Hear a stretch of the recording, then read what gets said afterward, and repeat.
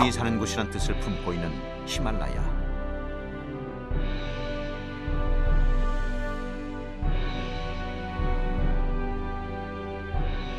세계의 지붕, 남극과 북극에 이은 제3의 극지로도 불린다. 지구상 가장 높은 산들이 장엄한 자태를 겨루는 히말라야는 경이롭고도 매혹적인 곳이다.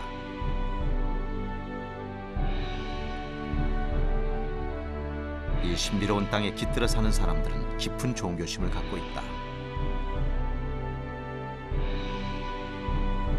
처절하도록 가혹한 이곳에서 생명의 숨결은 더욱 강렬하다.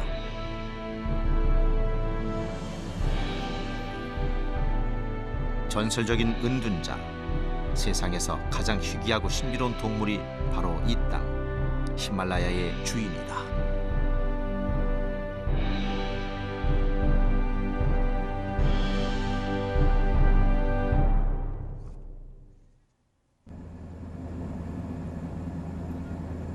눈표범을 찾아 떠난 곳은 세계 10대 최고봉 중 8개가 자리 잡고 있는 네팔. 그 중에서 눈표범의 목격담이 자주 전해지는 돌포 지역은 히말라야에서도 오지 중의 오지다. 눈표범이 살기에는 더없이 좋은 조건을 갖춘 험준하고 황량한 땅이다.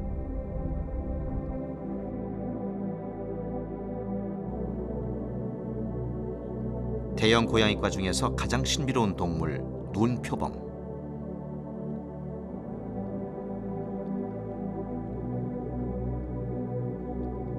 히말라야의 목걸이라는 별명을 가진 녀석은 그 존재 자체만으로도 히말라야를 신성한 곳으로 만든다.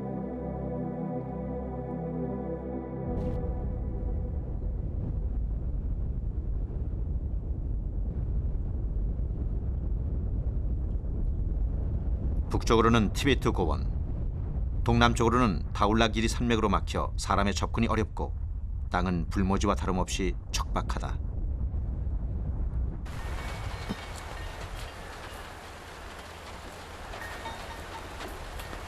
촬영 장비부터 개인 식량까지 줄일 수 있는 최소한의 짐을 가지고 길을 떠났다.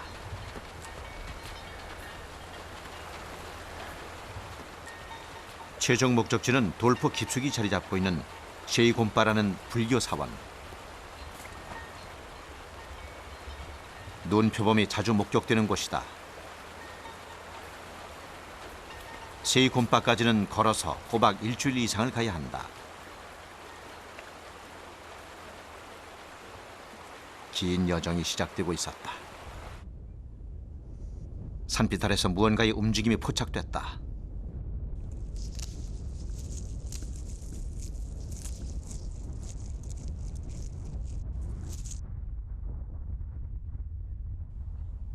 나뭇잎을 뜯어먹고 있는 녀석들은 고랄. 우리나라의 사냥과 비슷한 종이다.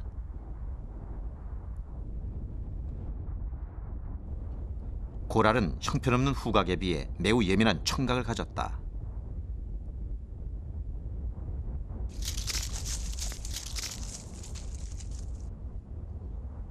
녀석들은 종종 풀이나 키 작은 나무들을 찾아 주 서식지인 숲을 벗어나기도 한다.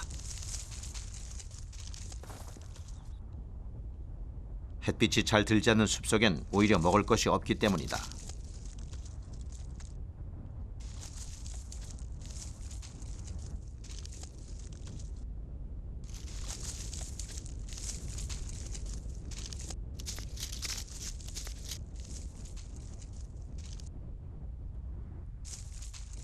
험한 바위지대도 가파른 절벽도 녀석들에겐 문제될 것이 없어 보인다.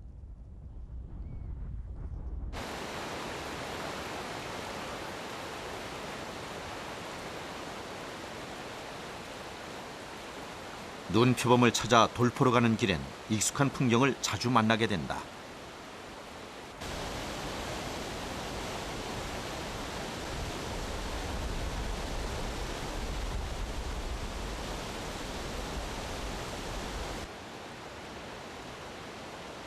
우리나라에서 보던 것과 마찬가지로 물가 주변에는 나무들이 자라고 숲이 형성돼 있다.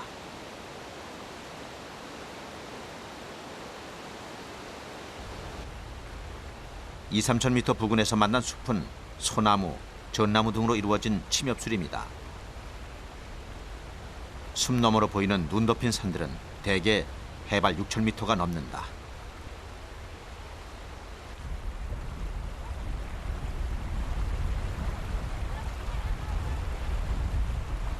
아이들을 데리고 힘겹게 산을 넘어가는 가족을 만났다. 수많은 사람들이 가보고 싶어하는 신비의 땅 히말라야. 그 산에서 살아가는 사람들에게 히말라야는 고단한 생존의 현장이면서 그 자체가 곧 삶이다. 서너 집이 모여 사는 조그마한 마을. 젊은이들은 모두 일을 하러 나가고 노인과 아이들만이 집을 지키고 있다. 하지만 노인이나 아이들이라고 해서 노동으로부터 자유로운 것은 아니다. दुःख कति कति कहाँ भने कति कहाँ न कहाँ भने कति छौँ सही बस्नु त मनमा दुःख पिर धेरै छ कहाँ भने कति भने 61, 62, 63 वर्षसम्म दुःख पिर कहाँ भने 7 दिन गरे पनि हक कुनै नै हामी त सबभन्दा खुसी त दसैँ भदाएको बेला नाइनु खेल्नु आएन तानी खता तानी गछ लोक छोरा सब आइमैपट्टि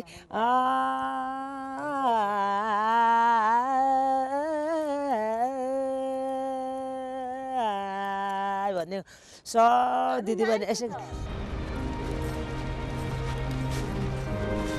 가혹한 삶의 조건 앞에 히말라야 사람들이 선택할 수 있는 것은 많지 않다. 험난한 자연을 거스르기보단 순응하며 살아가는 것. 그래서 그들의 삶은 히말라야를 닮았다.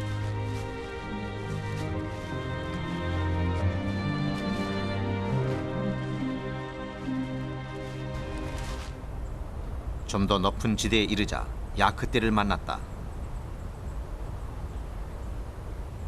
히말라야의 대표적인 가축 야크.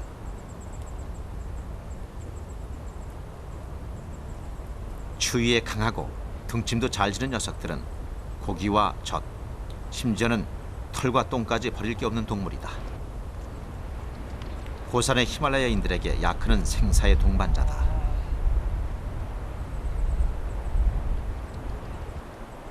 떠날 채비를 서두르는 이들은 산아래 마을에 다녀오는 티베트 계열의 사람들이다.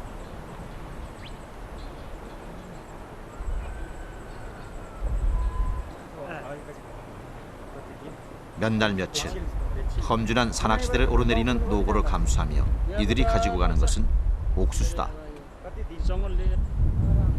고도가 높은 지역에서는 먹을 것조차 쉽게 얻을 수 없다. अब माथि हाम्रो गाउँमा यो मकै र अनि यो सिमीहरू यताउता हुँदैन अनि त्यसको लागि अनि अलिकति यार्च कुम्पुले पनि अलिकति पैसा अलिकति आउँछ अनि याकको यताउता चाइनाबाट अलि सामान लिएर अनि यहाँबाट याकको ढोनी यताउता गरेर अलिकति यो चामल र अनि यो मकै किन्नको लागि पैसा अलिकति त्यसबाट आउँछ चाहियो कि पैसा कि अलिअलि अलि परेको चाहियो त्यो पनि छैन लामा मात्र अलिअलि पर्छ नेपाल हुनु चाहिँ नेपाल मान्छे अनि फेरि नेपाल परेको छैन अनि त्यसको लागि अलिकति पर्छ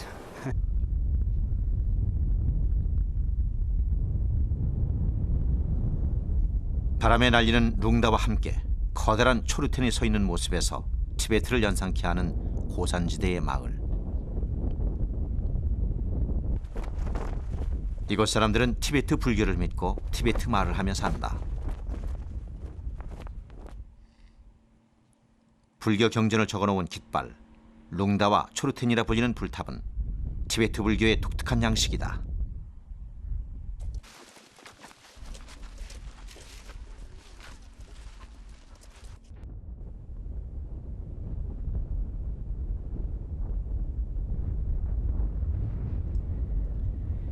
한 번 보면 영원히 잊혀지지 않을 물빛. 해발 3,600m 부근에는 수심 700여 미터에 이르는 거대한 자연 호수 폭순도가 자리 잡고 있다. 돌포 지역은 이 폭순도 호수를 경계로 남쪽의 하돌포와 북쪽의 티베트에 접경한 상돌포로 나뉜다. 상돌포는 현지인들도 거의 들어가지 않는 데다 사람이 살고 있는지조차 몰랐던 네팔 최후의 오지다.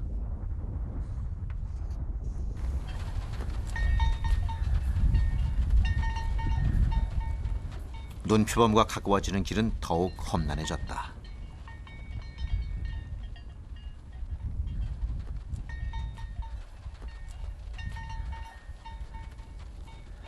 상돌포로 가기 위해서는 어디를 통해 가더라도 해발 5,000m가 넘는 고개를 여러 번 넘어야 한다.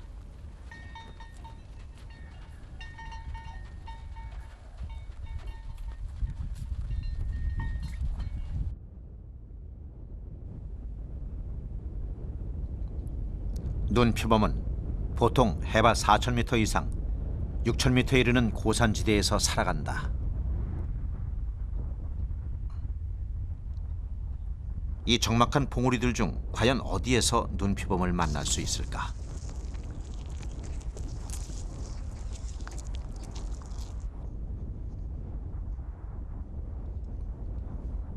고산지대에서만 살아가는 수염수리는 죽어있는 동물을 먹이로 삼는다.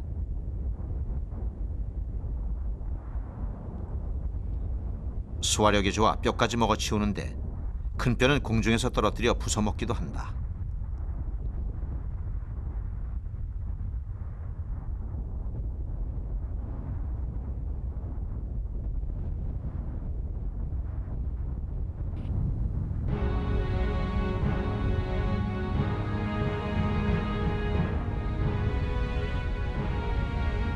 녀석들은 먹이를 찾아 골짜기 구석구석을 누비며 수십 킬로미터 이상을 날아다닌다.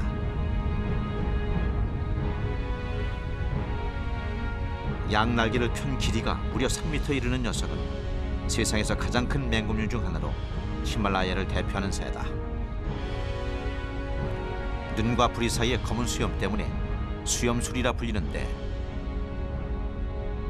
어린 개체는 머리가 까맣지만 성숙하면서 엷은 흰색으로 바뀐다.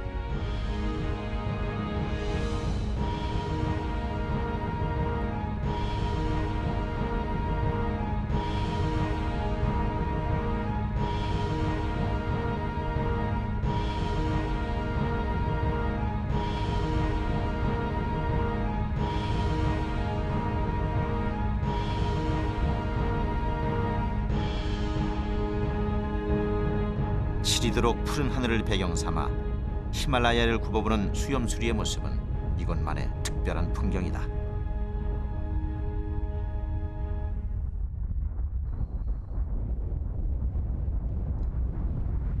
얼음의 땅에도 봄은 찾아온다. 봄 햇살을 한껏 머금은 대지는 서둘러 꽃을 피워 올린다. 작고 야무지게 피어난 꽃들은 빨리 열매를 맺어야 한다.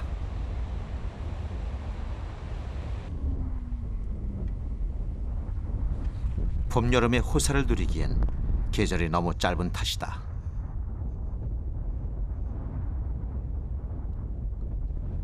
땅속에서 겨울잠을 자던 마못도 따뜻한 봄 기운에 깨어났다. 혹시 모를 천적을 경계하면서 풀을 뜯어먹느라 바쁘다.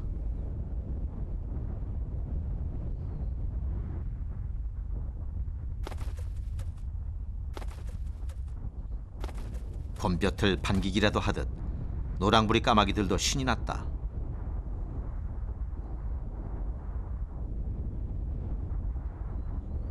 높은 산악지대에서 볼 수 있는 녀석들은 개미나 곤충을 잡아먹으며 살아간다.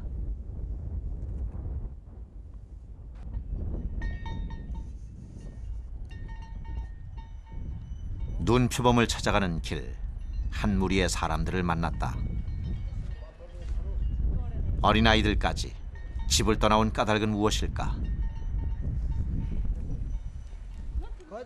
돌포의 고산지대에서 나는 야사군부를 채집하러 가기 위해서다. 우리나라의 동충하초와 비슷한 야사군부는 나방의 애벌레에 버섯이 기생한 것으로 만병에 좋은 효과가 있다고 알려져 있다. 눈이 밝은 어린이들이 잘 찾기 때문에 일행 속엔 아이를 꼭 끼워 넣는다. यो त बोर्नेट हो त मोटामोटा छान्लिने कहाँ 150ले छान्ला भने त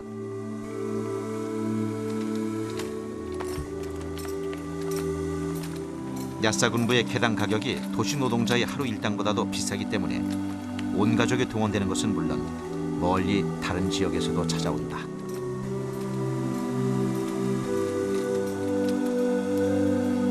연중 한 번 큰 소득을 올릴 수 있는 기회지만 눈보라나 눈사태를 만나 목숨을 잃는 위험한 때이기도 하다.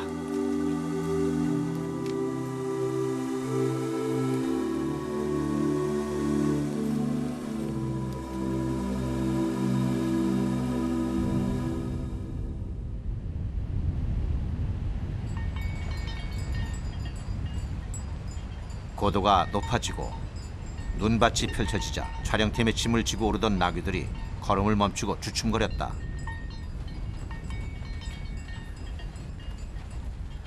나귀들은 눈이나 얼음을 만날 때마다 미끄러질까 봐 겁을 먹고 한동안 애를 먹였다. 히말라야의 가장 높은 곳에서 살아가는 눈 표범을 찾아가는 길은 생각보다 더 힘들었다.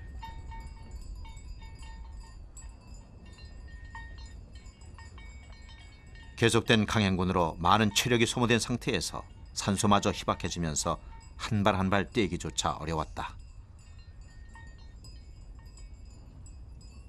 이 땅 히말라야에서 경이로운 자연과 인간의 나약함을 깨닫게 되는 것은 지극히 자연스러운 일이다.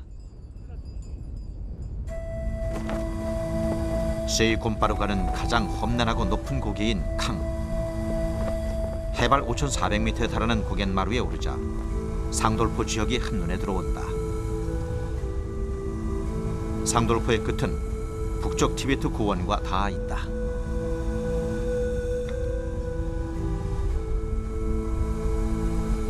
더없이 메마르고 황량한 땅 상돌포.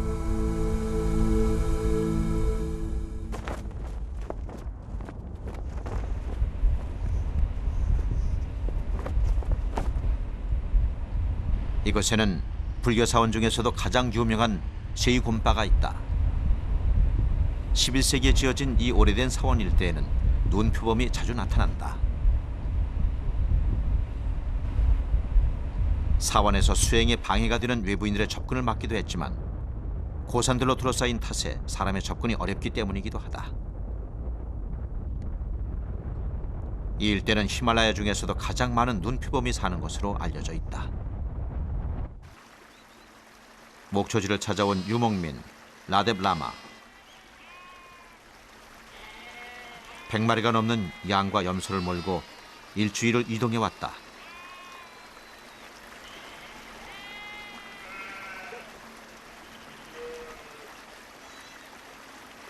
이곳에서 가을까지 머물며 가축을 기를 계획이다.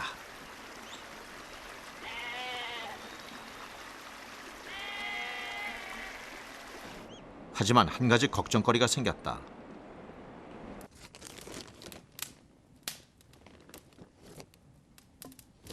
이곳에 온 지 사흘 만에 눈표범의 습격으로 양 한 마리를 잃었다.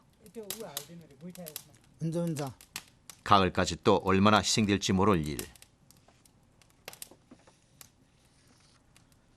유목민들에게 눈표범은 신비에 쌓인 전설적인 동물이다.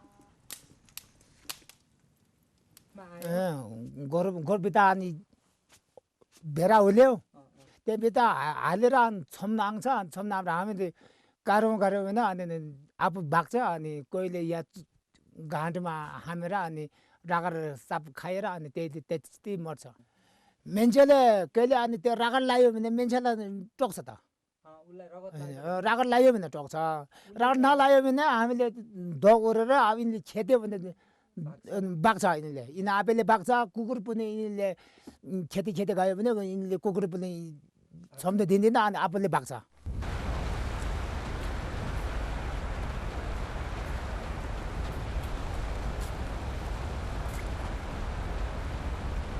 눈표범이 가장 좋아하는 먹이는 사실 따로 있다. 풀밭을 찾아 이동하는 바랄, 즉 푸른 양이다.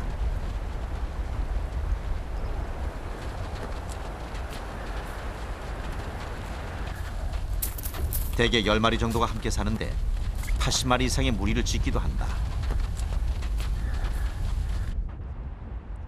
높은 산악지대에 사는 푸른 양은 같은 지역에 사는 눈피범에게 많은 수가 희생당한다. 먹이가 많다는 것은 생존 최고의 조건. 여기가 곧 눈피범의 땅이다.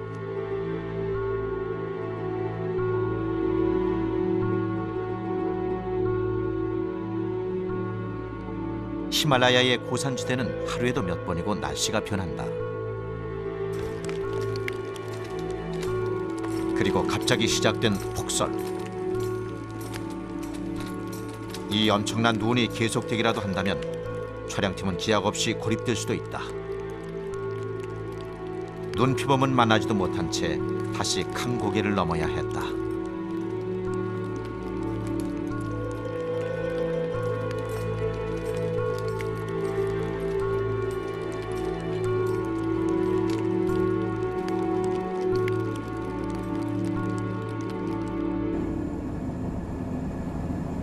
다시 눈표범을 찾아 향한 곳은 히말라야 산맥 너머 인도 북서부에 위치한 라다크.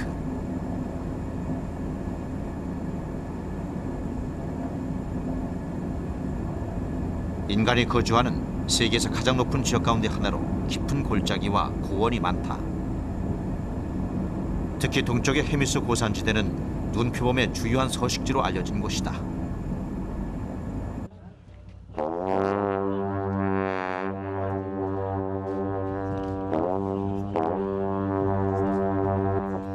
이른 아침, 불교 사원의 수도승들이 나팔을 분다.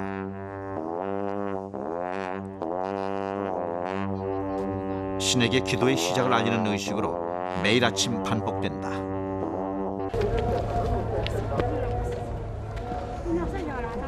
사람들은 기도를 드리기 위해 도시의 가장 높은 곳에 위치한 사원에 올라온다.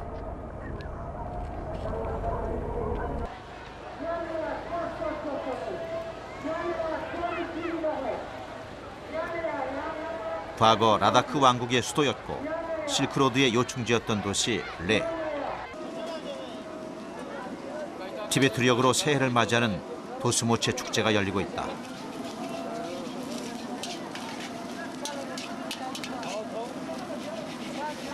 오랫동안 문명의 손길이 닿지 않은 이 땅에서 그들만의 전통적인 삶을 지켜온 사람들. 하지만 그러한 삶의 모습은 서서히 변해가고 있다.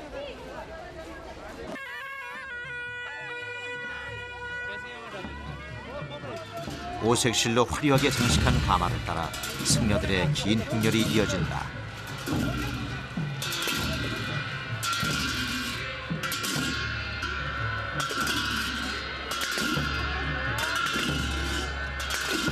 멀리 다른 마을에서까지 구경 온 사람들도 거리는 발 디딜 틈도 없이 북적인다.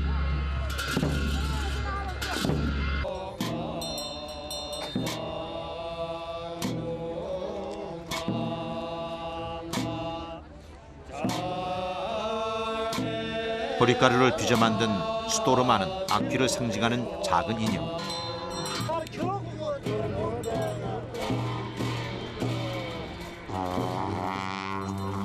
이 인형을 태워버림으로써 악의 정령을 내쫓는 것이다.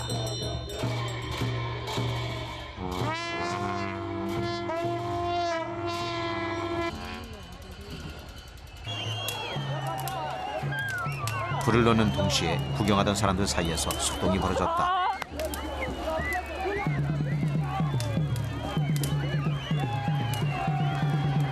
가마에 둘러져 있던 색시를 갖기 위해서다. 색시를 한 가닥이라도 가지고 있으면 부처님의 보살핌으로 나쁜 일이 생기지 않을 거라 믿기 때문이다.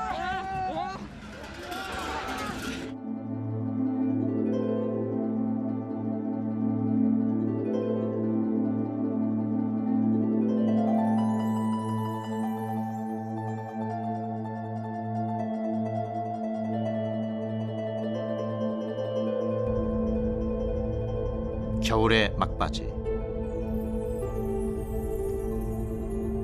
축제가 끝난 라다크는 다시 정막 속으로 빠져들었다.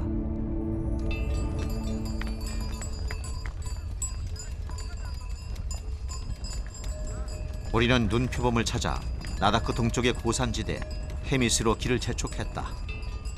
며칠에 걸쳐 많은 눈이 내린 나다크. 평소에도 자주 눈이 내리긴 하지만 2월의 폭설은 이례적인 일이다.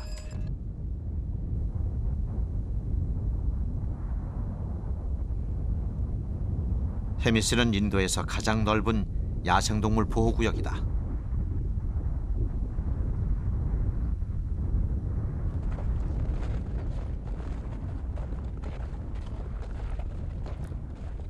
새하얀 눈 위로 먼저 모습을 드러낸 것은 푸른 양. 히말라야 고지대에서 가장 손쉽게 만날 수 있다.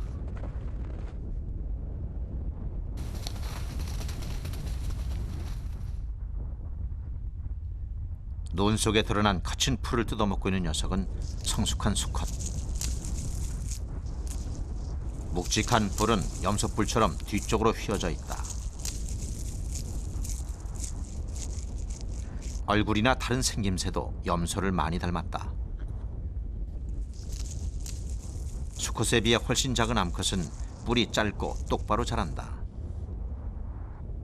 암컷은 보통 6월이면 한두 마리의 새끼를 낳는다. 태어난 지 1년이 다 돼가지만 새끼는 어미젖이 그리운 모양이다. 12월과 1월은 푸른 양의 번식기. 따뜻한 계절에 새끼를 낳기 위해서다. 놈들은 짝짓기 전에 특이한 행동을 한다. 수컷이 암컷의 오줌을 코로 들이켜 냄새로 암컷의 몸 상태를 체크한다.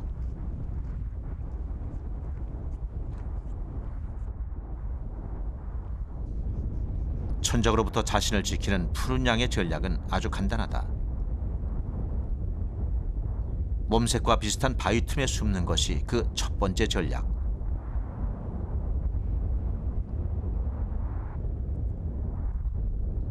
녀석들의 천적인 눈표범은 움직임에 민감하다.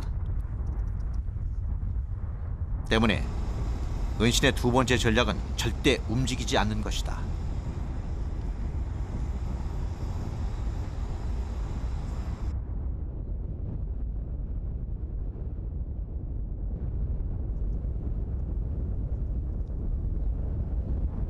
양쪽 귀끝이 까맣고 꼬리끝이 하얀 것이 특징인 붉은 여우. 혹독한 추위도 아랑곳 없이 사냥감을 찾아 돌아다니는 녀석은 우리나라에서 사라져간 붉은 여우와 같은 종이다. 여우는 대체로 밤에 돌아다니는 야행성 동물이지만 먹이가 부족한 겨울에는 낮에도 사냥에 집중하곤 한다. 쉴 때는 도톰하고 풍성한 꼬리로 몸을 감싸 체온 손실을 최대한 막는다.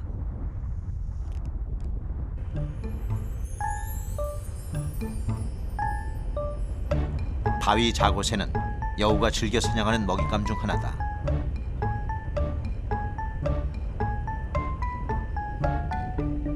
작은 몸집에 민첩하고 예민한 감각을 지닌 녀석들은 경계심이 무척 강하다. 위험이 닥치면 대개 날아서 도망치지 않고 걸어서 바위 뒤로 숨는다.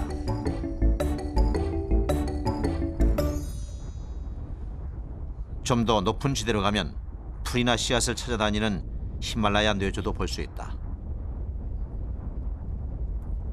꽁보다도 큰 몸집을 가진 녀석들은 털이 난 큰 발 덕분에 눈에 빠지거나 미끄러지지 않는다.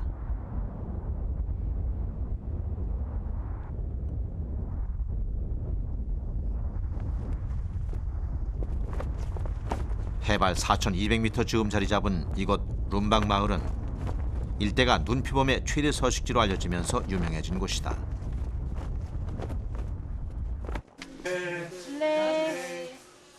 집안에서 아이들 품에 안겨있는 어린 양. 어미를 잃은 녀석을 보살피는 중이다.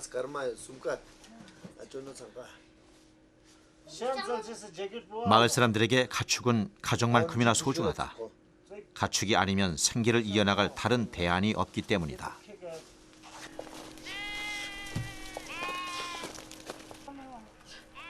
하지만 눈피범의 습격으로 룬둡 시내는 지난 초겨울에만 40마리 정도 가축을 잃었다. 고랑산 탓빠진 거는 누가 합니까? 근데 작식 산이요. 아, 갔다가 누구 식장직 다졌대. 아, 지가 또 식장 신소다 다만 데모지 갔다가 있는 거. 아마 수다든 집디다. 얼마나 집디 당간에 때 코에 칼로만 하는 거리 죽식 땅 죽니 스파르세 고요. You can see the palm marks also. 눈피범이 양을 습격했던 우리 아이는 녀석이 다녀간 흔적이 선명했다. 움직이는 것을 공격하는 야생의 본능으로 한 번에 160마리 이상 죽인 기록도 있지만 사람을 공격했다는 기록은 없다. 고양 소마샀잖아. 원래 찌톱나 샀잖아. 거기 기닌 거였어. 그 유송바상에 되는 그 Inna yang satkan bolok se zamet do yang. satkan azat ko mani 찌톱나 되잖아. 그 많이 그 톱나 손때 톱나 톱. Sonteo gyal samste. 야, Thak bothang. 망체게 샀잖아 샀대 저게. 자제게 되나네 시진하네 니숨중을 미자콜. Huge. 이날 저거 많이 lokba 거기까지 스텝도 갔다 오더라 특식 됐다나. 그지나. It was very near to 뭐 them. 그런 when- 되게 뭐 잘했네.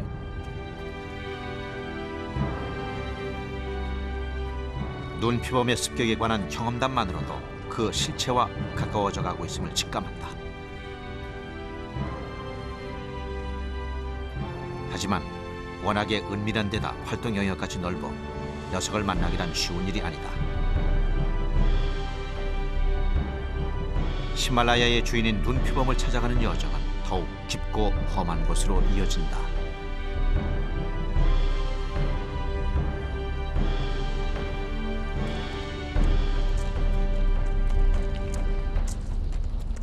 가파른 바위지대를 가볍게 뛰어오르는 녀석들은 야생양의 일종인 우리알. 히말라야에 사는 사냥류는 대개가 바위타기의 명수다.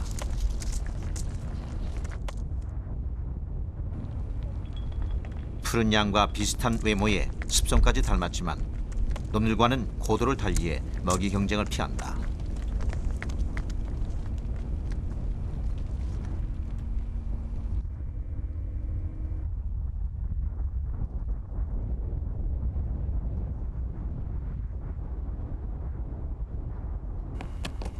좀 더 높은 지대에 털을 잡은 푸른 양은 겨울이 되면 먹이를 찾아 낮은 곳으로 내려간다.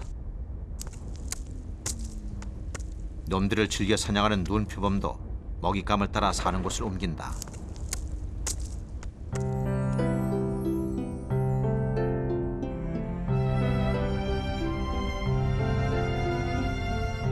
따사로운 한낮, 어미와 새끼는 모처럼 만에 나른한 여유를 누린다.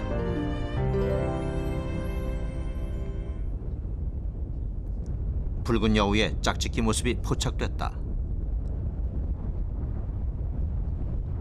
짝짓기는 대개 밤에 이루어지기 때문에 더욱 희귀한 장면이다. 따뜻한 봄에 새끼를 낳고 키우려면 더 늦기 전에 짝짓기를 마쳐야 한다.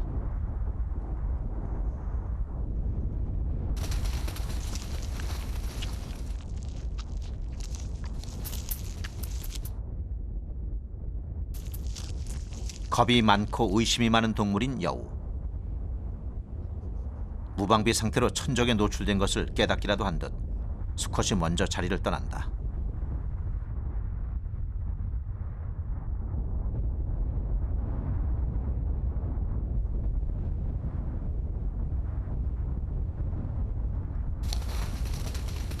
포식자의 눈에 띄기 전에 암컷 역시 몸을 숨겨야 한다.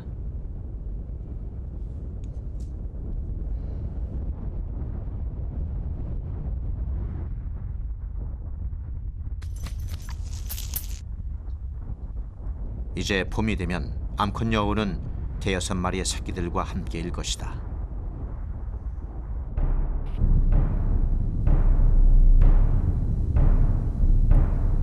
히말라야의 여우를 가장 위협하는 천적은 검독술이다.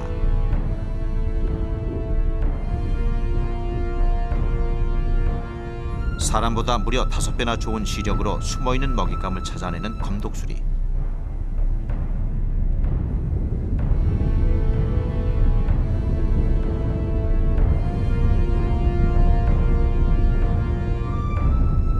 순식간에 내림꽃도 덮쳐 숨통을 조이는 매서운 사냥수를 가졌다.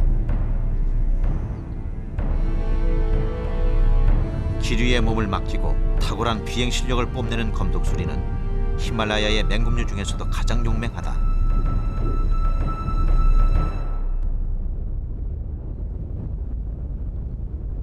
고도 5,000m가 넘는 새하얀 설산 속에서도 생명은 엄연히 숨쉬고 있다.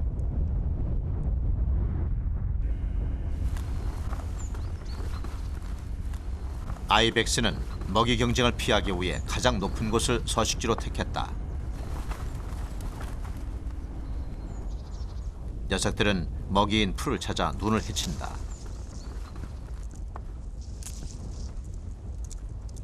덩치가 좋은 아이벡스는 푸른 양과 함께 눈표범이 좋아하는 먹이.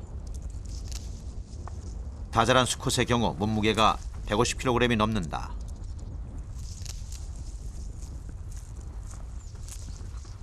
수컷의 길고 멋진 뿔은 천적을 긴장하게 한다.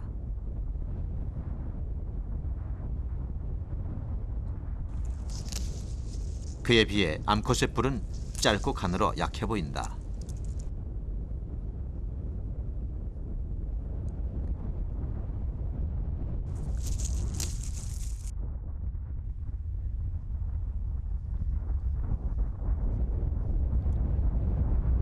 보이는 것이라곤 오직 하늘과 눈뿐인 5,000m 고지. 사람이 어떻게 살까 싶은 이곳에서 외딴 집 한 채를 발견했다.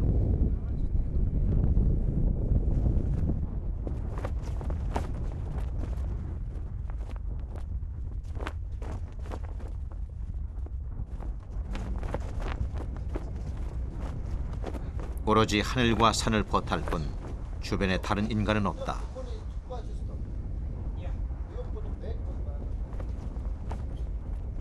평생을 이 집에서 살아온 할머니는 아들 내외와 손자들과 함께 노년을 보내고 있다.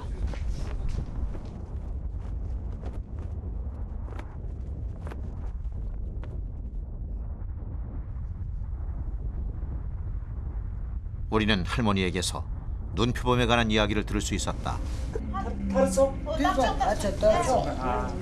엄청난 눈 때문에 야생동물들이 아래쪽으로 내려갔고 눈표범도 따라 내려갔다는 것이다.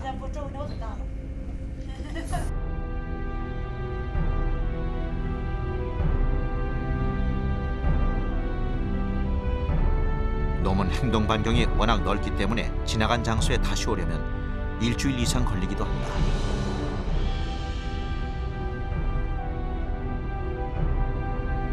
눈표범이 남긴 흔적을 찾아보기로 했다.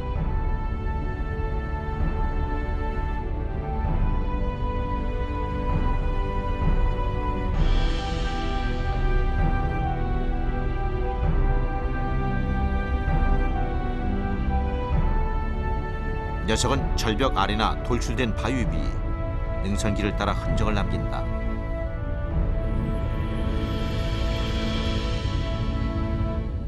해발 4,000m가 조금 넘는 삼능선 부근에서 드디어 발견된 발자국.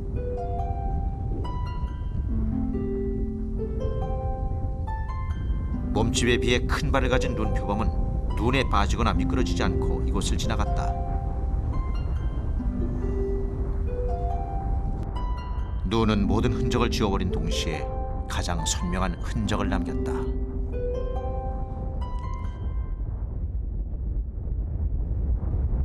산 너머로 난 눈표범의 발자국을 따라 우리는 계곡 쪽으로 향했다.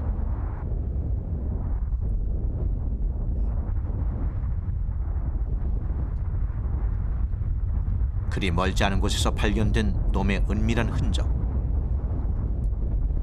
주변의 흙을 이용해 배설물을 덮어놓은 것이다. 눈표범은 은신처 가까운 곳에 이러한 흔적을 남긴다.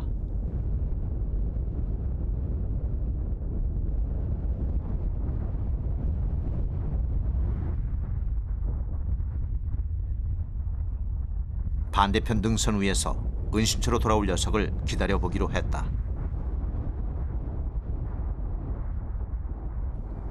주로 동틀 무렵이나 해질녘에 은밀히 활동하기 때문에 더 만나기 어려운 눈표범.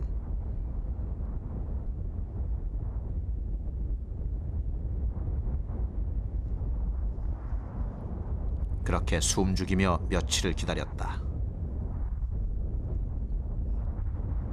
푸른 양들만이 무리를 지어 오갈 뿐 놈은 나타나지 않았다.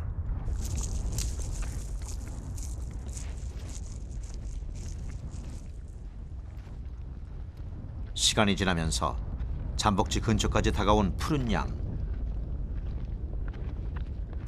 자세히 보니 녀석들은 풀이 아닌 흙을 뒤지고 있다.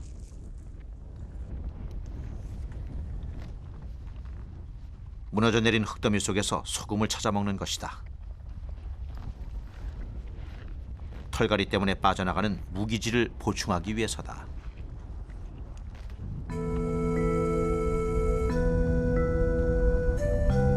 돌아갈 날이 얼마 남지 않았는데 눈표범은 나타나지 않고 있다.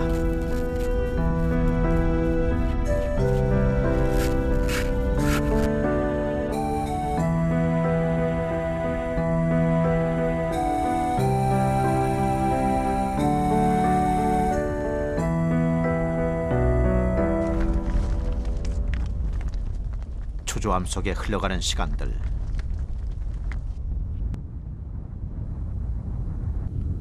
과연 만날 수 있을까?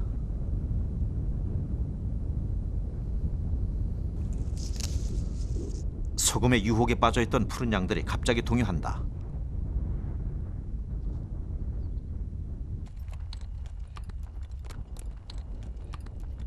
그러더니 이내 슬금슬금 떠나기 시작한다.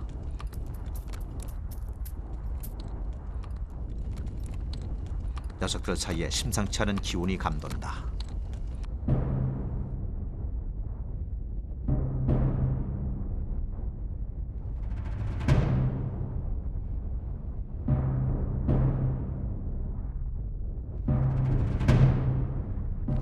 드디어 이 땅의 주인이 모습을 드러냈다.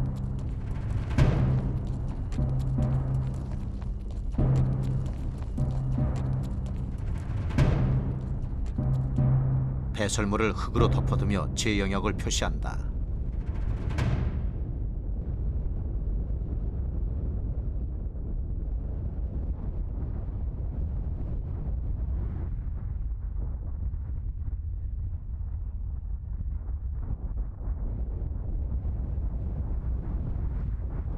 돌 하나만 있어도 그것을 이용해 몸을 숨긴다는 은신술의 귀재.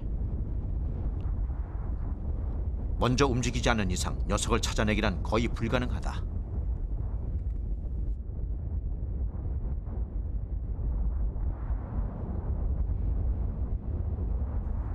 자거나 쉴 때는 주변이 훤히 내려다 보이는 곳에 자리를 잡는다.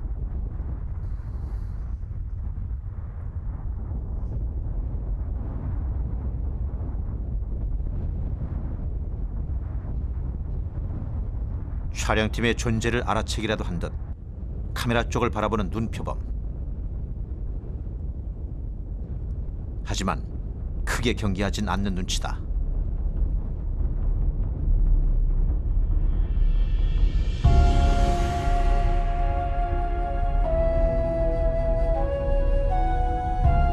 지구상 가장 험준한 산악지대에서 그곳을 지키며 살아가는 눈표범.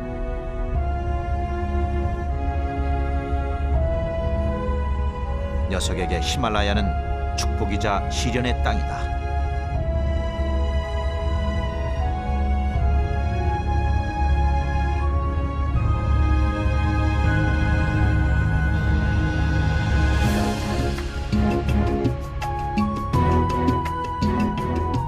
가혹한 계절이 지나가면 눈표범의 땅 히말라야에도 봄이 찾아들 것이다. 산을 내려오던 날 해옹이라도 하는 듯 눈표범이 잠깐 나타났다 사라져간다.